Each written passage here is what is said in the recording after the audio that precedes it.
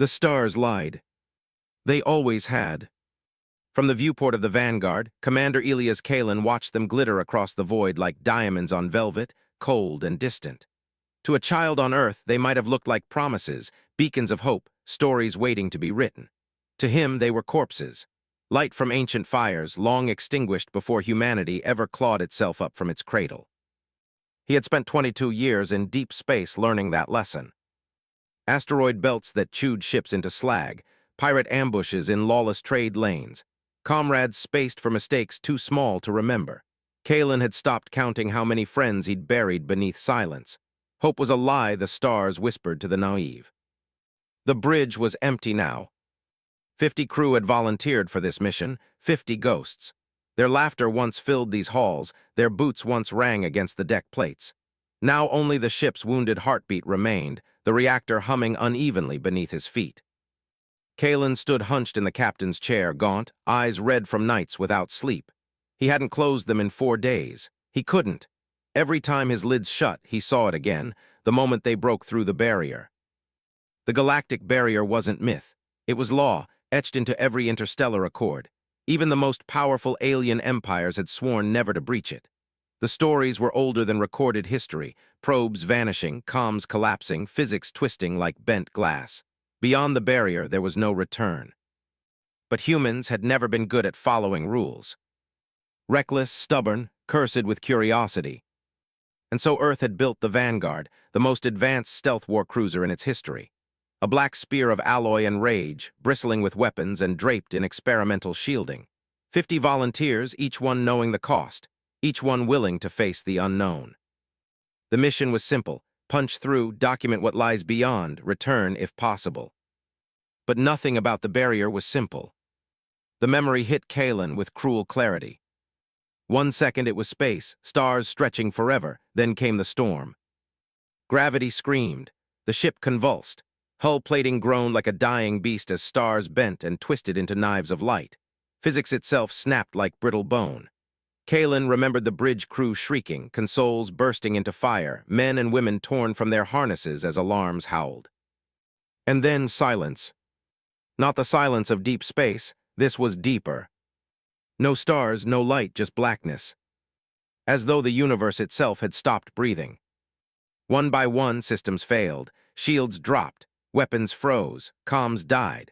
The hum of the ship dwindled until Kalen swore he could hear his own blood rushing through his ears. But that wasn't the worst of it. The worst was the whispering. At first he thought it was stress, fatigue, a trick of the mind. But then he saw it in their eyes, the crew heard it too, not sound, not words, something else. Thoughts that weren't theirs scraping against their skulls like nails on bone. It was alien, older than any god humanity had ever prayed to. Rage, hunger, loneliness. And it had noticed them. Kalen had tried to hold them together, tried to keep command, but the crew began to fracture. Fear rotted into paranoia. Friends turned knives on each other. He remembered the sound of the first shot echoing in the corridors, the smell of ozone and blood. Harness, the quiet engineer from Titan, was the one Kalen couldn't shake. Harness had smiled as he took a spanner to his own eyes, whispering, "It's beautiful." It wasn't beautiful, it was wrong. Unnatural. Older than gods, if gods had ever existed. Kalen clenched his fists. The bridge around him was in ruins, shattered screens, dangling wires, scorch marks across the ceiling. He stood alone now, the last remnant of the crew, the last fool left drifting where no one should be. The last message he'd managed to punch through to Earth before the comms collapsed had been 3 words. "We found it." He hadn't known what it was, but it was coming closer. The viewport was nothing but void, blacker than black, but he could feel it shifting, a pressure behind his eyes, a weight pressing down on the marrow of his bones. Shapes moved in the dark. At first he thought they were ships, but no ship was shaped like that. They were mountains swimming through ink, forms without symmetry, poolsing, folding in on themselves.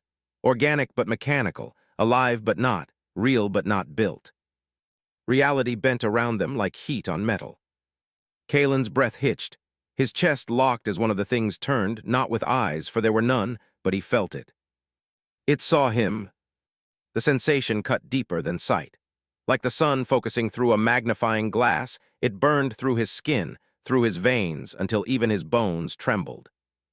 A voice slid into his mind, dry as old sand, heavy as gravity. "You are late." Kalen staggered back, gripping the railing. His throat went dry. The voice wasn't threatening, it was worse. It was disappointed. "What are you?" he whispered hoarsely. The ship shuddered, walls groaning as though stretched across centuries. Lights flickered. For a heartbeat, the bridge seemed to bend inward, folding around him. The voice came again, deeper, darker. "We were your beginning, you are our end." Kalen's blood boiled with rage. Fear should have taken him. Despair should have broken him, but all that remained was fury. He'd watched friends die. He'd seen men and women torn apart by whispers. He had burned his future for this mission. And now some ancient nightmare wanted to speak in riddles. "No more games," he growled, voice shaking with wrath. "If you want a war." He slammed his fist against the console, eyes blazing. "You picked the wrong species." The void pulsed, the shapes stirred. Something vast began to unfold in the darkness beyond the viewport, not a ship, not a world. A structure. It rose like a cathedral built of bone and ash, taller than any mountain, wider than planets, unfurling into existence as if reality itself strained to make room. Black spires curled toward infinity, veins of light pulsing like rivers of thought. And at its heart, a doorway yawned open. A doorway waiting for him. Kalen's skin prickled. His vision swam. He knew without knowing why that it was meant for him, that this had all been for him. He clenched his jaw, standing tall against the storm pressing against his skull. "Then let's see what you want." The vanguard groaned, shuddering as though pushed by unseen hands, drifting toward the impossible door. And in the silence that followed, Kalen heard the voice one last time, echoing through the marrow of his bones. "Perfect, let's push forward into the asterisk full expanded part II, the choice asterisk, \1, 401, 500 words, keeping it cinematic, immersive, and ending on a heavy cliffhanger. #part II, the choice asterisk." The asterisk vanguard drifted forward like a coffin toward its grave. Commander Elias Kalen gripped the railing of the ruined bridge as the impossible cathedral swallowed his view. The structure was vast, too vast. His eyes refused its scale, as though it existed in more dimensions than his brain could render. Black spires twisted toward infinity, bending, folding, knotting themselves into forms both elegant and predatory. Veins of pale light pulsed through its walls, the rhythm not random but deliberate, like the beat of a colossal heart. And then darkness. The doorway yawned open, swallowing the asterisk vanguard asterisk whole. Every alarm on the bridge wailed in panic, then cut out one by one. Even the groan of the reactor faded, leaving Kalen in suffocating silence. He expected death, vacuum, fire, collapse. Instead, he was standing, alive. The bridge was gone. So was the ship. He stood in a corridor that wasn't a corridor. The walls pulsed faintly with veins of light, slick like flesh stretched too thin. His boots touched something solid yet pliant, like stone that remembered being alive. His helmet HUD flickered, screaming error codes, atmosphere unreadable, distance immeasurable, mass undefined. This place doesn't want to be measured, he thought grimly. The silence pressed down, thick and smothering. And then he realized it wasn't silence at all. It was whispering, not in his ears, in his head. Hunger, rage, loneliness. He staggered forward. His every step echoed like thunder in his skull. The corridor stretched, twisted, as if the walls didn't decide what shape they wanted to hold. Murals crawled across them, etched reliefs of civilizations older than language. He slowed, his chest tightened. The carvings weren't random, they were stories. Wars waged with suns as weapons, empires built from thought alone, beings that consumed galaxies not from hunger but from curiosity. Kalen ran his gloved hand across one wall, tracing a line of carved figures bending beneath towering shapes, and always the stories ended the same: collapse, fracture, silence. The murals pulsed faintly with light. For a terrible moment, he felt them asterisk watching him back. He tore his gaze away and pressed on. The air thickened, not air, but thought pressing against his mind like invisible hands. His vision swam. Blood dripped from his nose. The whispers grew sharper, slicing into him. He clutched his head, teeth grinding, staggering like a drunk toward the source, pulling him deeper. At last, the corridor ended. The chamber beyond stretched into infinity. He stood on a platform suspended in nothing. Beneath him, around him, above him, endless void, but not empty. Floating within that void was a sphere of shadow and light, massive, alive, pulsing in a rhythm older than stars. Kalen's breath caught, his heart stuttered. Around the sphere, hundreds of bodies drifted. Not corpses, not entirely. Frozen, alien forms of every shape and size hung suspended in time. Some with wings like crystal, others with shells of obsidian, some towering, others frail and spindly, mouths agape, eyes wide, arms outstretched, reaching, always reaching. Not alive, not dead. Caught mid-choice, Kalen's stomach heaved. He fell to one knee, bile burning the back of his throat.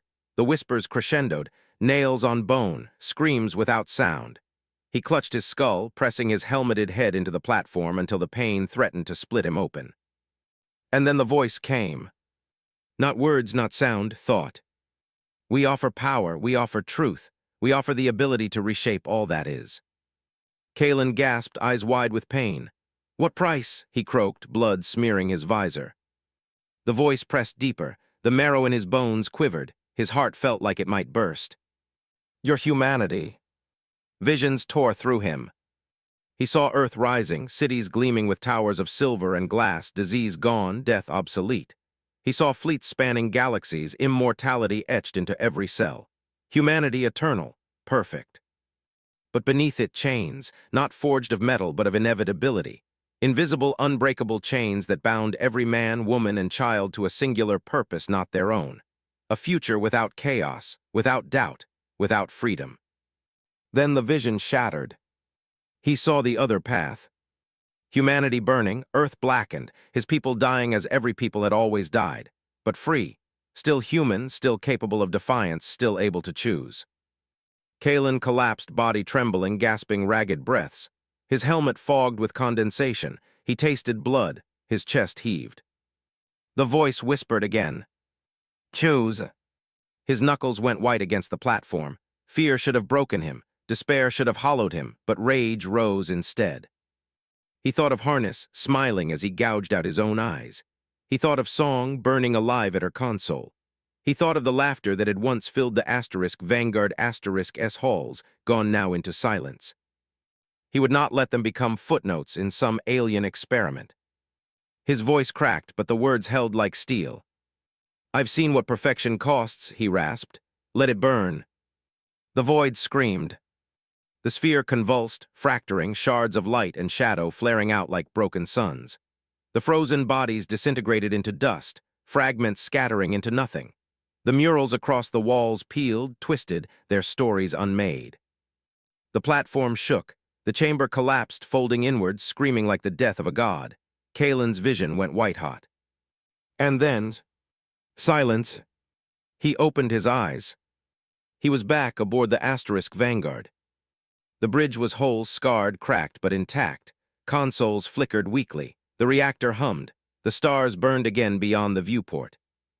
Kalen staggered to the console, his hands trembling. His body shook with exhaustion. He almost wept at the sight of the stars, real stars, cold and indifferent but real. But then he saw it. The console blinked with a message. No origin code, no encryption, no sender. 6 words. You chose, now live with it. Kalen's stomach dropped, his blood turned to ice. He shut the screen off, but the words burned behind his eyes, etched into his skull like a scar. The Vanguard shuddered, lights dimmed. For a terrible heartbeat, he thought the ship was about to tear apart again. Then the comms rack coughed. Static, then a voice, rough, scarred, but human. Vanguard, this is Earth Command. Do you copy? Kalen froze, his throat tightened. He slammed the transmit. This is Kalen, I'm alive, alone. Static chewed the reply, but the words came through. Copy Vanguard. Telemetry shows your ship breached the barrier. Hold position, retrieval en route. Kalen exhaled hard, chest shaking. He leaned back in the chair, blood dripping from his lip. For the first time in days, he heard another human voice. But as the comms crackled, faint beneath Earth's transmission, another voice whispered in unison. Layered, endless, colder than vacuum. We heard you choose. Kalen's skin prickled, his eyes widened, his heart slammed against his ribs. And then the ship's system surged. The viewport flickered, static tearing across the stars. Something vast was stirring in the dark. Excellent, let's dive into part III, the reckoning in full expanded form, /1, 401, 500 words, carrying the cinematic flow, heavy suspense, and ending on a strong cliffhanger. Part III, the reckoning. The asterisk Vanguard drifted in silence, scarred and broken, but alive. Commander Elias Kalen sat in the captain's chair, his body aching, eyes hollow. The message still burned in his mind like fire carved into bone. You chose, now live with it. The comms rack hissed. Earth Command's voice came through again, clearer this time. Vanguard asterisk, this is command control. Confirm, Commander Kalen, you are alive. Kalen's throat tightened, he hit the switch. Alive, alone, crew is gone. Static filled the bridge, then a pause long enough to feel like judgment. Understood, hold orbit, retrieval is inbound. Kalen exhaled, body sagging with exhaustion. He should have felt relief, contact with home again, a lifeline thrown across the abyss. Instead, all he felt was dread. Because beneath the human voice, he'd heard it again. The whisper, cold, layered alien. We heard you choose. The arrival.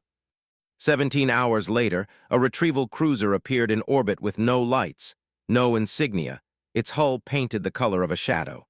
It docked against the asterisk Vanguard asterisk with surgical precision.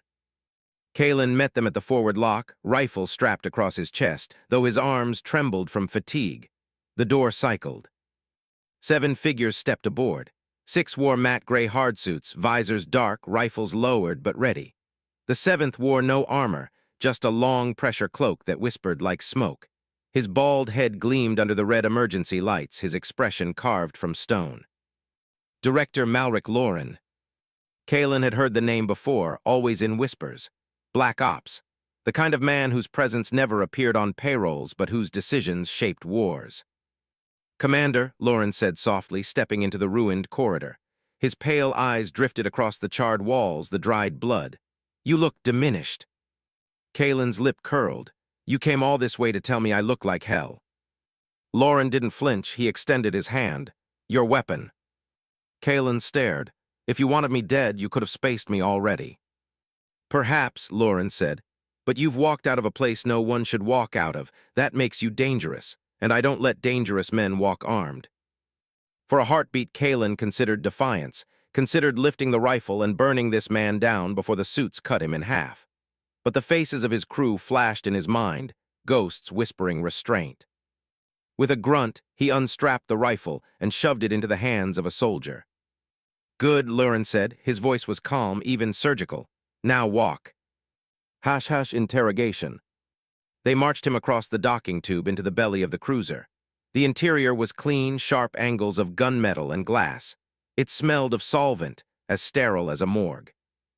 They locked him in a chamber that hummed faintly, the kind of room built not just to hold a man, but to listen to him.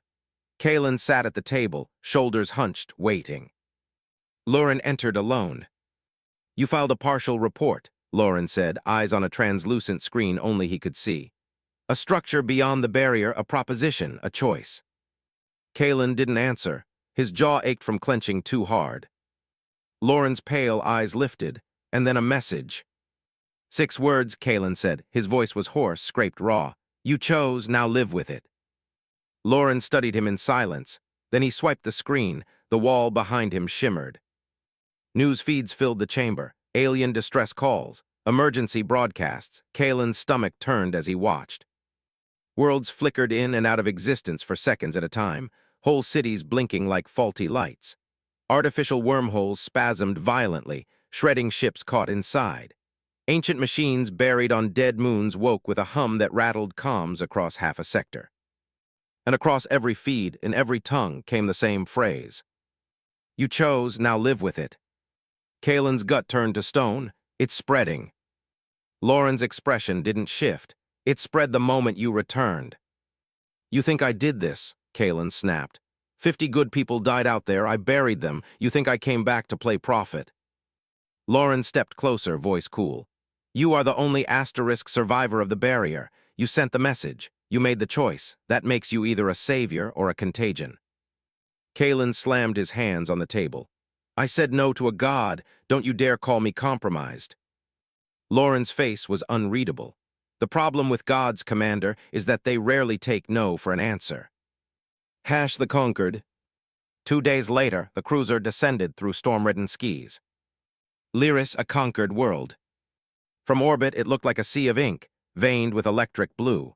Lightning braids shimmered beneath its clouds, beautiful and ominous. Cities clung to cliffs like glass reefs, their windows shaped so that the storms played them like instruments. Custom dictated Kalen's step onto Lyris soil with his hands open. He obeyed, showing his palms to the guards, towering figures in clear crystalline armor, faces hidden behind smooth lenses. Waiting for him was a woman, or what passed for one. Tall and narrow, her skin glistened like black glass, but faint opal veins pulsed beneath, as though lightning flowed in her blood. A collar of white ceramic blades circled her throat, humming faintly with every word she spoke. Commander Elias Kalen, she said, her translator giving her voice a second echo.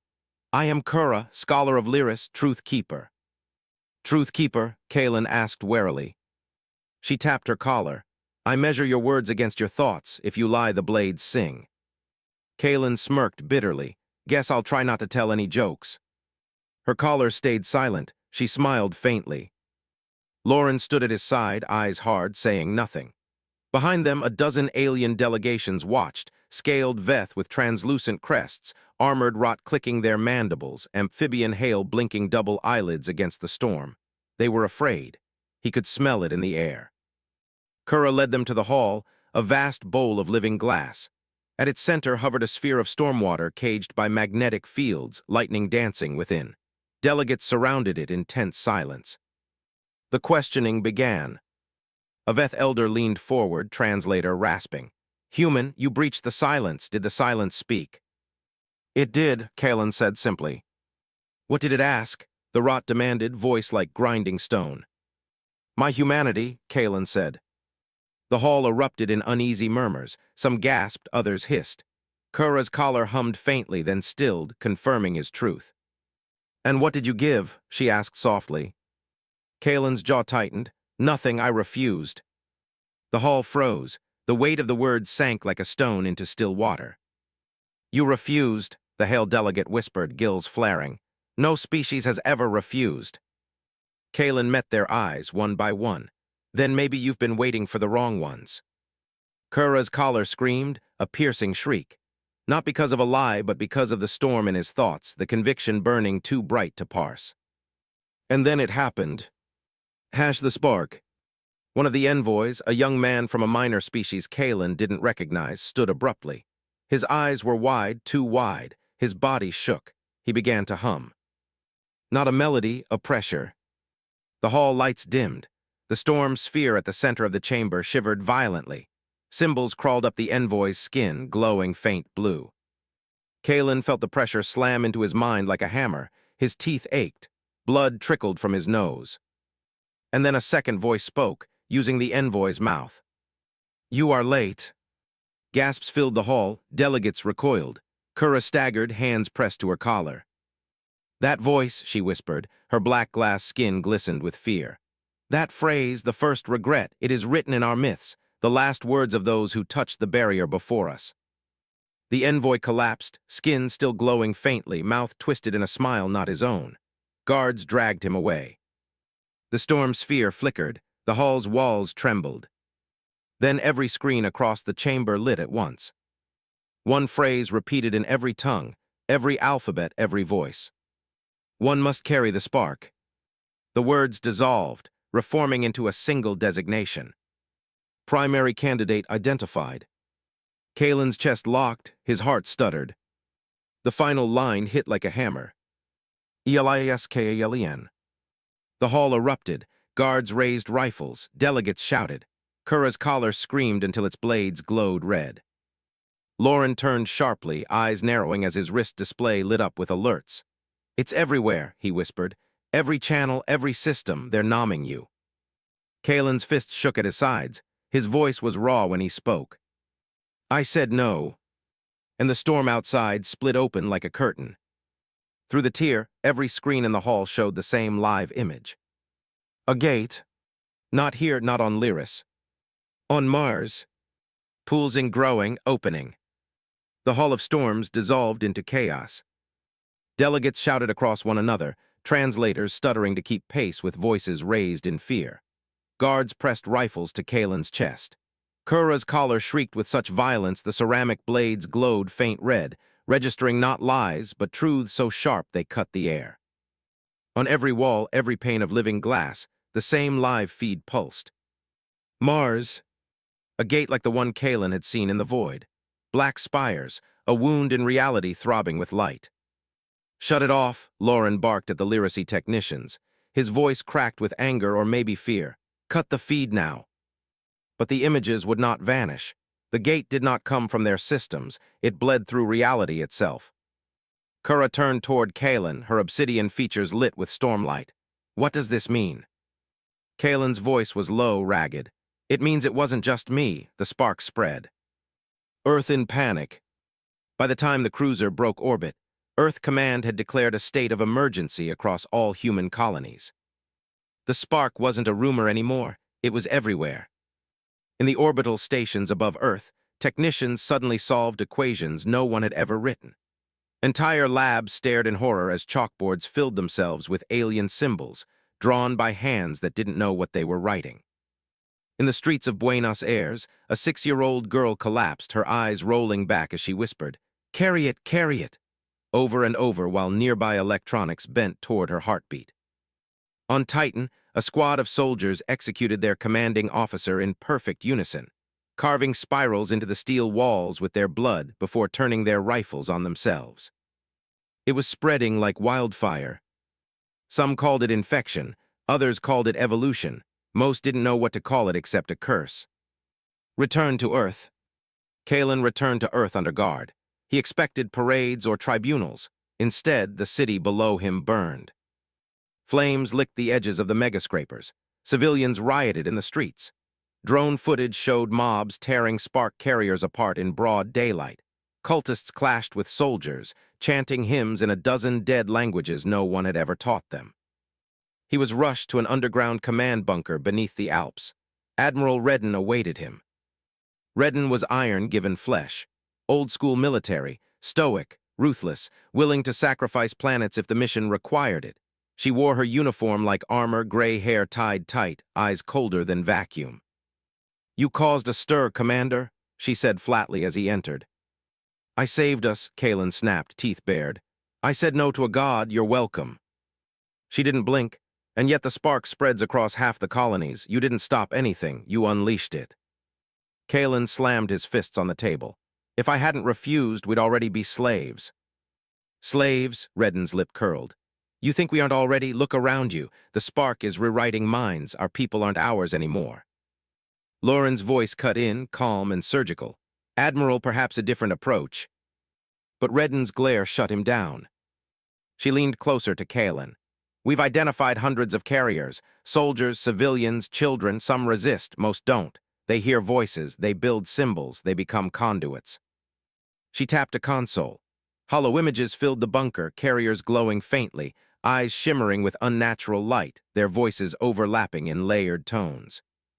"Every species that touched the barrier faced this," Redden said coldly. "They always chose wrong. Their civilizations burned, humanity won't." Kalen's gut turned to stone. "What are you saying?" Redden's jaw clenched. "Purge them, every carrier, every infected, burn them before they burn us." "The fracture." The words echoed like a gunshot. Lauren didn't flinch. "Admiral, you'll start a civil war. Half the colonies already see the carriers as prophets." Redden sneered. "Better a war than extinction." Kura, who had been silent until now, stepped forward. Her collar hummed with every word echoing her conviction. "Your kind prides itself on choice, yet you would choose fear. My people once tried the same. We drowned half a continent before realizing the spark cannot be silenced with blades. It adapts, it spreads." Redden rounded on her.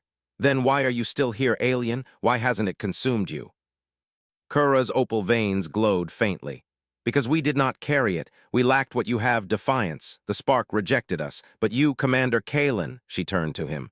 You are not rejected, you are chosen. The room fell silent. Kalen felt every eye burn into him. He wanted to deny it, wanted to scream that he was nothing but a tired soldier who had seen too much. But deep down, he knew she was right. He was the keystone. The choice of Mars. A sudden alarm blared. The bunker shook as if the earth itself had groaned. Redden's console flared red. Lauren read the data first, his eyes narrowing. Mars, he whispered. The cultists finished their gate, it's open. Kalen's stomach dropped. No, I destroyed it. Lauren's pale eyes cut into him. Not destroyed, delayed. Redden snapped orders. Mobilize fleets. Mars goes dark until further notice. But Kalen wasn't listening. His chest felt hollow. His heart thundered like a war drum. He could feel the pull like gravity tugging at his bones. The spark wasn't waiting for fleets. It was waiting for him. Kura leaned close, her voice a whisper only he could hear. If Mars falls, the galaxy follows. You must go. Kalen closed his eyes. He thought of harness, of song, of 50 ghosts whispering through silence. He thought of the voice in the void, heavy as gravity. You are late. No, he muttered, not this time. Mars burns. The descent into the Martian twilight was hell. Kalen piloted the stolen shuttle through storms that weren't natural, red dust whipped into cyclones by forces that bent physics itself. The atmosphere tasted metallic, sharp even through filters. The colony below was gone. Towers of obsidian spires clawed upward, pulsing with veins of light.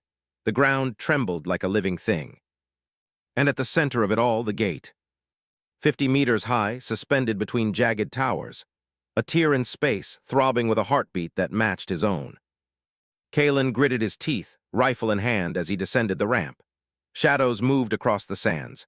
Cultists draped in pale robes turned toward him, their faces blank, eyes glowing faint blue. One raised a hand. The others followed in perfect unison. Kalen's voice was raw as he chambered around. You want gods, he growled. The rifle thundered in his hands. Come and get them. Perfect, let's carry the momentum straight into Part V. The gate, /1, 401, 500 words. The Martian showdown, the cultists, and the truth of what's trying to push through the gate.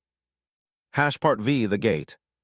The rifle kicked against Kalen's shoulder, hot tracers carving through the red dust. The first cultist dropped instantly. No scream, no stagger, just down like a puppet whose strings had been cut. The others didn't flinch. Every pale-robed figure turned in perfect unison, glowing eyes fixed on him. Then as one they began to advance, silent, patient, inevitable. Kalen's teeth clenched. He fired again and again, the report of each round echoing off obsidian spires. Dozens fell, but dozens more surged forward, robes trailing like shadows. Come on, he roared, his voice lost in the thunder of his weapon. Come on. He emptied the magazine, slammed another home, kept firing until the rifle overheated and jammed. He threw it aside, drawing his sidearm as the first cultist lunged within reach. Kalen met him with a blade. The vibroknife tore through fabric and flesh. The cultist collapsed, grinning even as blood poured from his throat. The grin made Kalen's stomach turn. Because it wasn't madness, it was joy. The thing in the gate. The ground quaked, the air thickened. The gate pulsed violently, its edges trembling like the rim of a drum struck by a god. Kalen turned, chest heaving. And he saw it. Something moved behind the tier. Not form, not matter, presence. A shadow of impossible size pressing against reality like a hand against glass. Light bent toward it, dust whirled into spirals. The spires around the gate pulsed in rhythm with its heartbeat. It was trying to come through. Kalen's skin prickled. His bones vibrated, his vision blurred, every nerve screamed at him to run. But there was nowhere to run. Mars itself had become the altar. Another cultist lunged. Kalen's pistol barked, the body dropped. He barely noticed. His eyes were locked on the impossible shape straining against the wound in the world. Dr. Tavik. Beautiful, isn't it? The voice cut through the chaos like a scalpel, calm, confident. Kalen spun, sidearm raised. She stood at the base of the gate, not in robes, in tactical black. Compact frame, hair braided tight, a familiar face, one he hadn't expected to ever see again. Dr. Myril Tavik, lead researcher of Earth's Ancient Tech Division, declared dead 2 years ago after a lab explosion. You, Kalen growled, his finger tightened on the trigger. You were supposed to be Ash. She smiled faintly. Death is relative. Once you touch what waits beyond the barrier, you realize how little it means. Kalen's jaw locked. You built this. We followed the echoes, she said simply. Her eyes gleamed with unnatural light. They gave us the pattern, we built the key, and now the door is almost open. Why, his voice was a snarl, why drag gods back into our world? Tavik tilted her head, studying him with unnerving calm. Because they were never gone, only broken. Fragments scattered across time and species, but we've been chosen to put them back together. The spark was the missing piece, your asterisk spark. Kalen's heart hammered. I chose no. Her smile widened, cold and genuine. Oh, Kalen, you misunderstood. You didn't close the door, you opened it wider. You proved humanity was strong enough to refuse. That's what made us worthy. The ground trembled again. The gate pulsed like a wound infected. Something massive pressed harder against the tier, reality groaning in protest. Hash the fight. Kalen fired. The shot cracked across the Martian twilight, slamming into Tavik's chest. She staggered back, armor sparking, but she didn't fall. She drew a blade from her belt, a thing of light and steel that hummed with alien frequency. Kalen cursed, ducking as she lunged. Her strike carved the air, slicing stone like butter. He slammed into her, shoulder first. They tumbled into the dust, struggling for control. She was stronger than she should have been, augmented, enhanced by something far beyond human tech.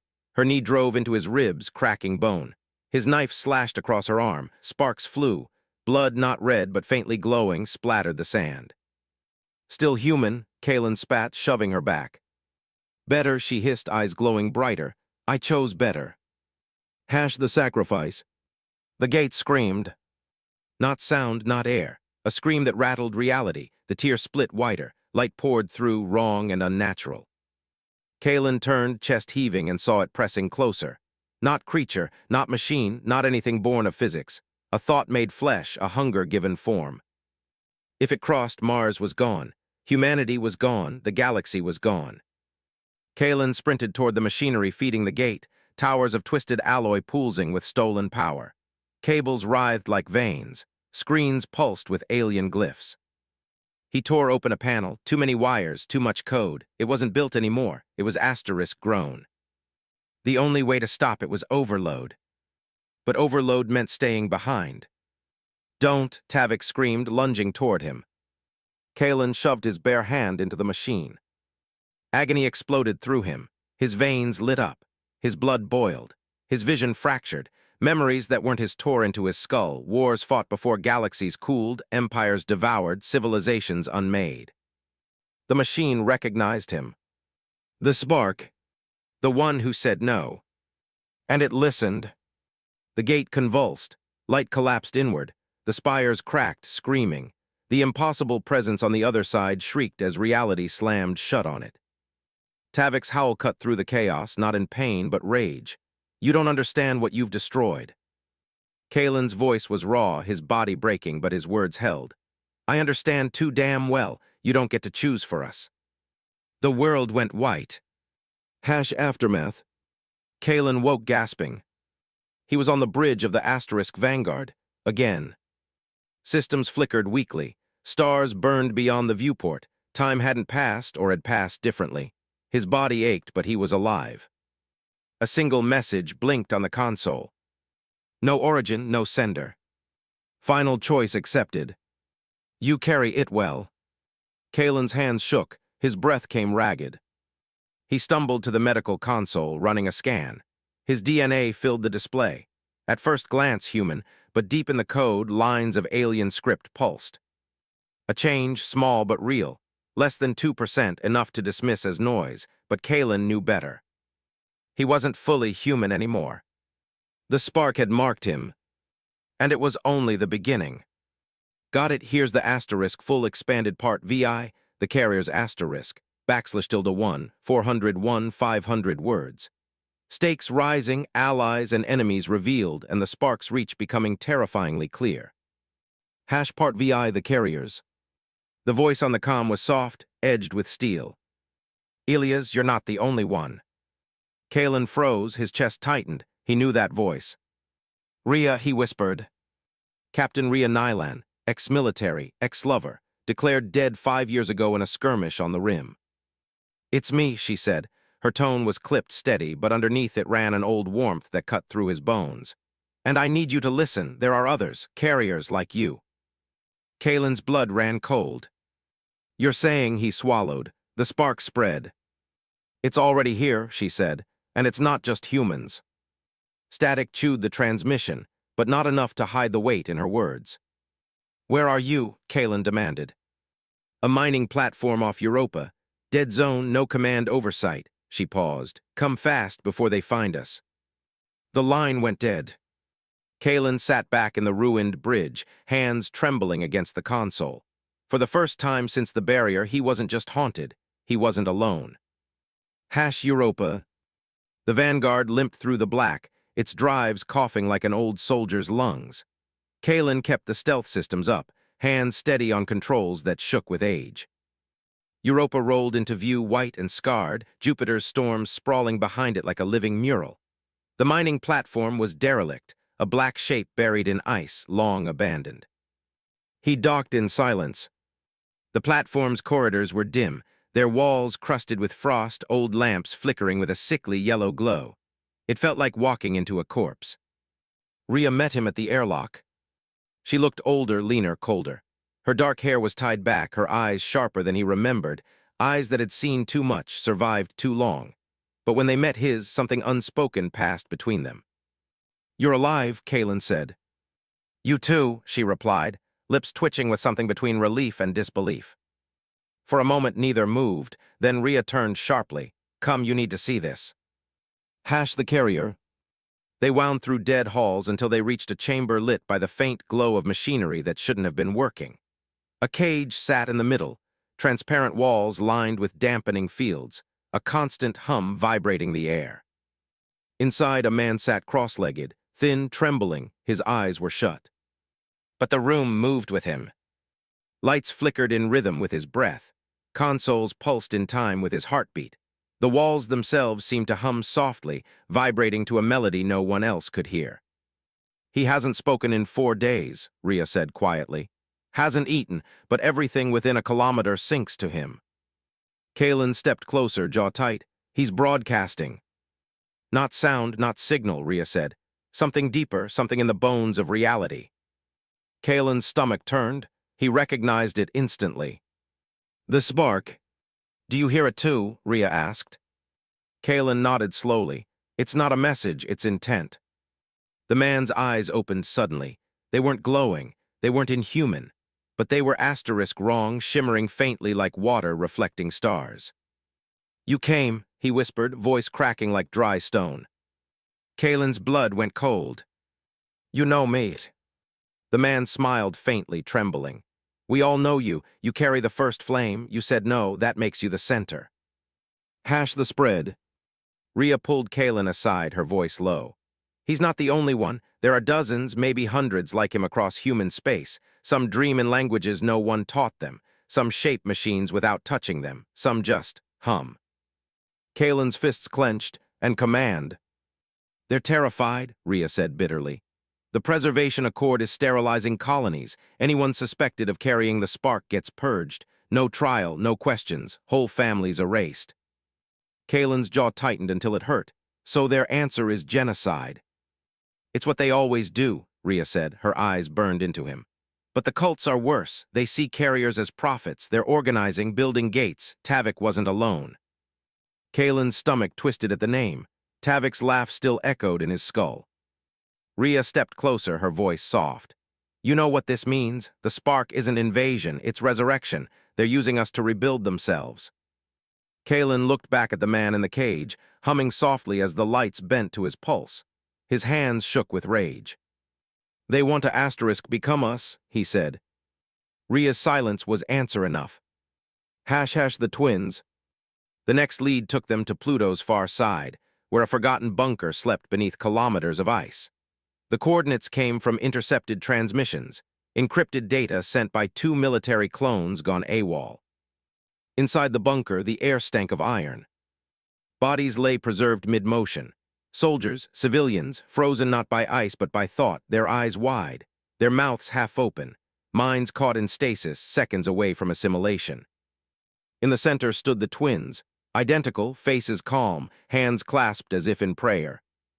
They smiled when Kalen entered. "You're almost ready," one said. Ria's rifle barked, his head burst apart. The other twin didn't flinch. He looked at Kalen with calm, pitying eyes. "You think this is about gods?" he asked softly. "But it's not, it's about inheritance." Then he collapsed, not dead, just empty, his body hitting the ground like a discarded shell. Kalen stood frozen, the words clawing at his skull. "Inheritance. Breaking point." Back aboard the stolen corvette they now called the Asterisk Kitebreaker, Kalen lost control. He slammed his fists into the console again and again until blood smeared across the steel. Ria didn't stop him. She watched in silence until his strength bled out. "You're running out of time," she said quietly. Kalen sat slumped, hands shaking, breath ragged. "I know." "You feel it too, don't you?" she asked. He nodded weakly. "They're pulling on me, like I'm a magnet, like I'm not me anymore." Ria's eyes softened, filled with something that looked too much like sorrow. "You're not ending, Elias, you're changing." Kalen stared at her hollow-eyed. "They want me to be the bridge." Hash, the old admiral. One last carrier remained. Argus Dean, an admiral from the second expansion era, cryopreserved after neural collapse, declared a relic, a monument. They found him on a forgotten station above Ganymede. Power still pulsed faintly through its walls. Argus was awake. Old, thin, eyes sharp with terrible clarity. He sat on a throne of cables, breathing tubes feeding into his chest. "You're the one who survived the gate," he said, voice gravel. Kalen nodded. "I am." Argus smiled faintly. "Then I've been waiting for you." Kalen's skin crawled. "They're almost complete, you're the last." Argus's smile didn't falter. "I know, I can feel them inside me, memories I never lived, wars I never fought, my mind isn't mine anymore." "Then give it back," Kalen snapped. Argus shook his head slowly. "I can't." "Why not?" His eyes gleamed. "Because I don't want to." Kalen's breath caught, his pulse thundered in his ears. "You've been fighting so hard," Argus said softly. "Running, killing, bleeding, all for what? To stay human? What if humanity isn't the end? What if we're the cocoon?" He leaned forward, tubes slithering back from his chest. His voice was almost tender. "What if the spark isn't infection, but birth?" Kalen's hands shook around the rifle. Across the chamber, Argus Dean stood tall for the first time in decades. Cables retracted from his chest with a hiss, curling back into the walls like serpents. His frame was thin, his skin pale, but his eyes blazed with a light that wasn't human. "You feel it, don't you?" Argus whispered, voice carrying like a sermon. "They're inside you already. They don't want your body. They want your will. The bridge was never meant to be a machine. It was meant to be you." Kalen's chest hammered. The spark surged inside him, molten threads racing along his veins. He tasted iron, felt static crawl across his skin. For a heartbeat, he wasn't in the chamber anymore. He was everywhere, Mars, Lyris, Titan, Earth. Everywhere the spark had touched, he could feel them, carriers humming, dreaming, changing. He staggered, rifle slipping in his grip. Ria caught his arm. "Elias, stay with me." But Argus only smiled. "Don't fight it. Fighting is what made us weak. Accept it. End this war, become more than human." Kalen forced his gaze up. More than human means less than free. Argus's expression softened, almost pitying. "Freedom is a chain you've mistaken for strength. They offer order, purpose, eternity, and you would trade it for chaos." Kalen's lips curled in a bitter smile. "Chaos is where humanity lives." The surge. The spark pulsed harder. The station shook. Lights flickered. Gravity bent. Kalen's vision split into 2, 3, 4 layers, one showing the chamber, another showing stars collapsing in reverse, another showing a city of light that had burned before galaxies cooled. He dropped to his knees, screaming. His mind was no longer his own. And then voices. Hundreds, thousands, every carrier across the galaxy whispering in unison through his skull. We are many, we are fragments. You are the keystone, choose. Rhea knelt beside him, clutching his shoulders. Elias, look at me, not them, me. Her eyes locked with his, hard and desperate. You're not a god, you're not their vessel, you're human, don't let them take that. Kalen trembled, sweat dripped down his face, his breath came ragged. If I say no, they'll keep trying, they'll never stop. Then we keep saying no, Rhea hissed. That's what makes us human, we never stop. The offer. Argus spread his arms wide, his voice layered now with tones not his own. Look, Elias, see what could be. Visions burned across Kalen's skull. Humanity eternal, towers scraping clouds on 100 worlds. Death gone, pain gone, war erased. A perfect order where no one ever hungered, no one ever bled. But beneath it he felt the truth. No defiance, no fire, no freedom. A species perfected into a cog for something older than stars. Then the other vision, ashes. Humanity burned, earth blackened, extinction inevitable, but free, defiant until the last breath. His heart tore. You must choose, the voices pressed. Ascend or die. The weapon. Kalen's hand fumbled at his belt. He pulled out the last card he hadn't wanted to play. A small, ugly device, no bigger than his palm. The quantum disruptor, not a bomb for bodies, a bomb for thought. A weapon built in black labs to kill consciousness itself. Rhea's eyes widened. Elias, that'll kill you too. He smiled faintly, lips cracked with blood. I never planned on walking away. Argus's voice rose, layered with countless others. If you use that, you kill us all. The fragments die, the spark dies, we never rise again. Kalen staggered to his feet, disruptor shaking in his hand. Then maybe you stay dead. The last words. The carrier's voices screamed in his skull. Argus shouted, his face contorting with fury and sorrow. Rhea clutched his arm, eyes burning with grief. Kalen looked at her. Do you trust me? Tears welled in her eyes. Always. He turned back to Argus, to the voices, to the spark itself. His voice cracked but carried like a blade. You thought I was your bridge, but I'm the wall. And he pressed the trigger. The collapse. The chamber exploded in light. Not fire, not heat, a shattering of thought. The spark screamed as one. Voices fractured into static. The walls bled with soundless light. Argus collapsed, his body convulsing, his mind burning out of existence. Kalen felt himself tear apart from the inside. Memories not his own dissolved into dust. Ancient civilizations, cities of light all erased. His blood boiled, his veins lit up like stars, and still he held on. The last thing he heard was the spark's whisper, not in rage but in sorrow. You were meant to be more. And then silence. Aftermath. Rhea dragged him from the collapsing station. The kitebreaker launched into the void as the facility imploded behind them, folding in on itself until nothing remained but dust. Kalen lay on the medbay floor, pale, trembling, barely breathing. His eyes flickered open, meeting Rhea's. Did it work? He rasped. She nodded slowly, though her eyes were haunted. The carriers went quiet. The spark is gone. Kalen's lips twitched in something like a smile. Good. But in his chest, beneath the pain, he felt it. Not gone, not completely. A faint hum, low and steady, beating with his own heart. The spark lived in him still. The message. 1 week later, Rhea stood alone on the kitebreaker's bridge.